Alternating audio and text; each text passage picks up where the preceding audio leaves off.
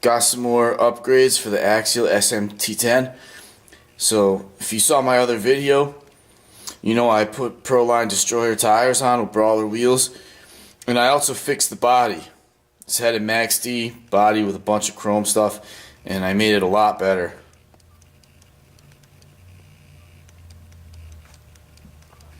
So now that the body's fixed and I got the right wheels and tires on it, the thing is still pathetically slow and in desperate need of a powertrain upgrade. So that's what I'm working on now. This is the motor and speed control that's going to go in the axial.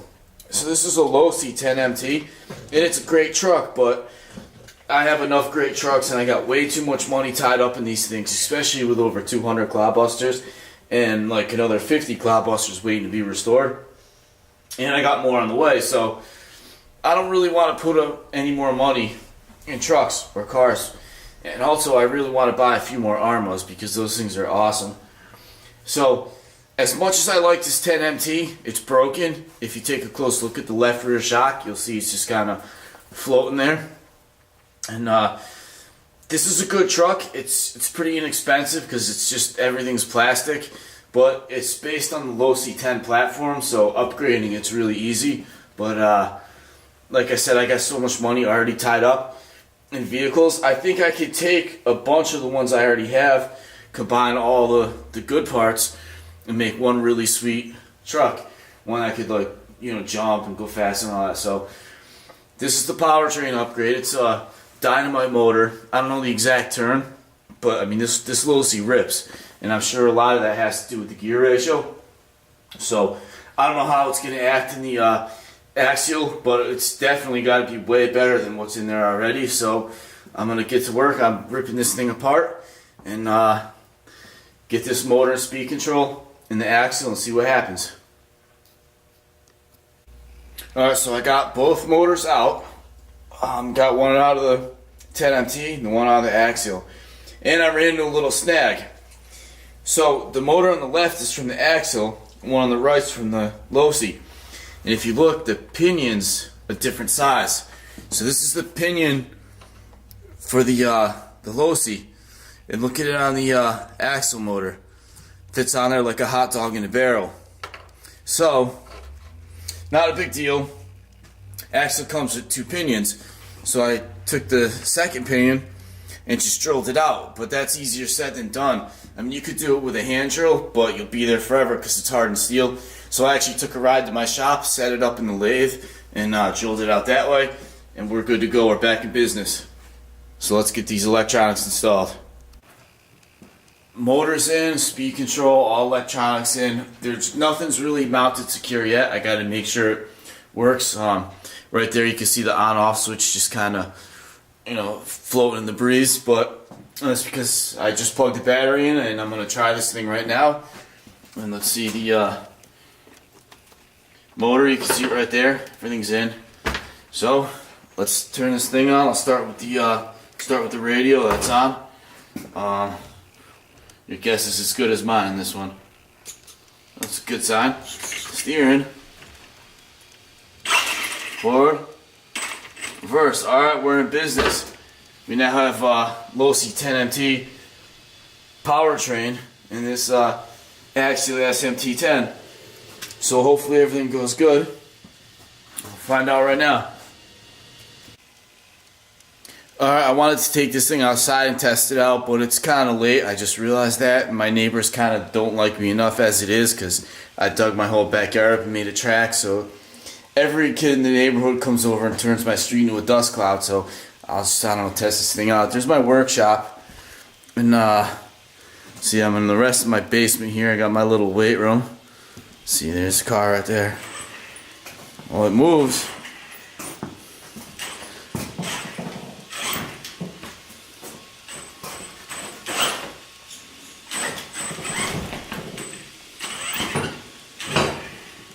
Alright, so that's cool. It's moving under its own power. That's good. Yeah, I can tell this thing's going to be pretty snappy already, so.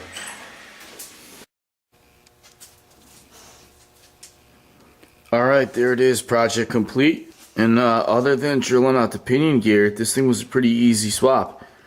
Everything bolted right in. Took me about 45 minutes to take it out of the other car, put in this thing, and there you mounted the on-off switch. And I really wanted to keep the driver because I really think it looks cool with the body on, especially after fixing the body with those great body mods. So you can see though, I really had to cut out a lot of the driver because the speed control is a lot bigger. But another thing about that speed controller bolted right in the factory holes in this thing, so that was an awesome upgrade. And other than those 3 wires to the right of the driver, it looks just like it did before, and now it's got an on-off switch. That was another weird thing about the factory setup. There was no on-off switch, just plug it in and go. Not that that's a problem, but I don't know, I like to have an on-off switch.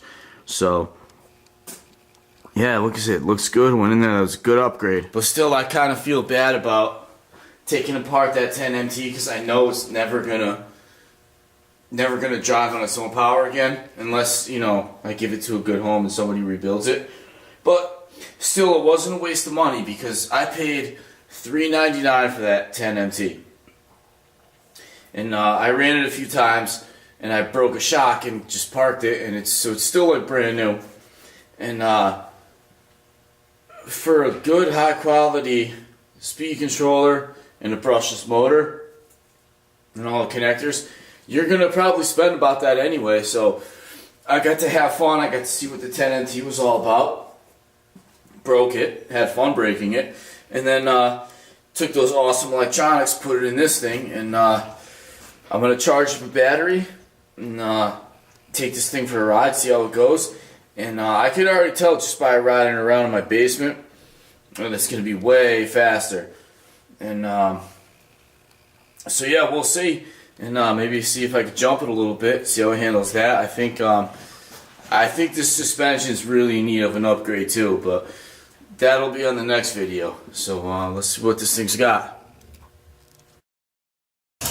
Electronics are all in place. I'm out behind my shop. I'm going to take this thing for its first test drive, so let's see how it goes.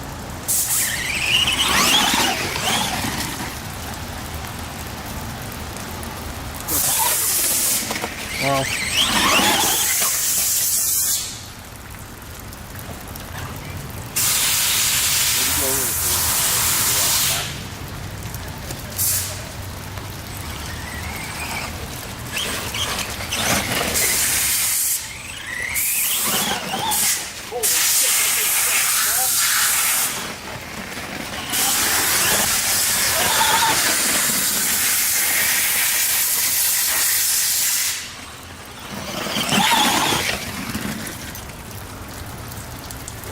so this is a little hill we jumped the cars off of, and in stock form, this axle won't even make it up this hill, even at full speed. And it took 5 minutes to get there, so let's see what happens now. No problem. Yeah, piece of cake.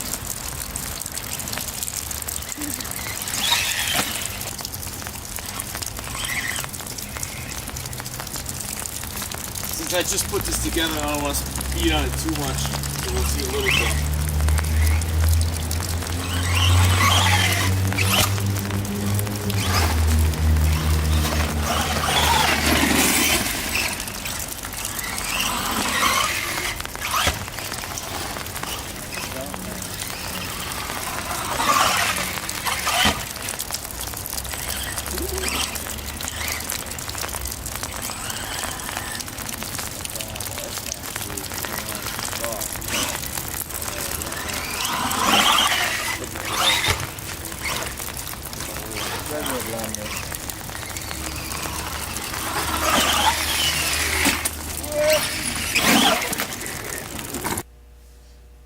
Well, that was a fun first run, but unfortunately, I ran into a slight problem. I thought maybe a spur gear stripped out because I had a lot of fun. This thing jumped awesome, was fast, everything I expected. But after I stopped recording, I continued bashing this thing for about another 30 minutes. I decided to do a few speed runs, and it just stopped. It wouldn't move, and I could tell something was stripped out. I thought it was a spur gear. Maybe I should have went a little looser on the slipper clutch, but whatever. I figured no big deal. I'd pull it apart, and I got it apart, and it's not the spur gear. If you take a close look, I got the transmission apart, and it's a 3-gear transmission, 1 metal, 2 plastic, and the middle plastic, that smaller of the 2 plastic gears, is completely stripped. So, I thought maybe it just couldn't handle the power of the motor, but then I took a closer look, and if you look at this large gear, which is like the diff gear, I pull it out. Now this is a 3-screw diff, and 2 of the screws are missing. They're right there in that case. So that means at the factory, this thing just wasn't tightened properly, and that happens with these ready-to-run kits. That's why it's very important, if you get a ready-to-run vehicle, you go through and you tighten everything. So I always did that with like drive shafts, because I've had a couple, in fact the 10MT that these electronics came out of spit the drive shaft out on the first run, and I was really disappointed.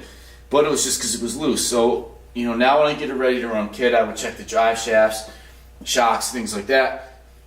But from now on, I'm going to take the entire vehicle apart and just double check everything, because I was having a lot of fun with this, and at first I thought I went way overboard on the electronics, but it wasn't even the electronics to blame at this point. It was the whoever assembled this just failed to tighten a couple screws, and it cost the transmission. So it's no big deal. I mean, parts are easy to get for this, and I'm sure they make upgrades, so now I know what I gotta upgrade. So I hope you enjoyed the video. Take care, like and subscribe.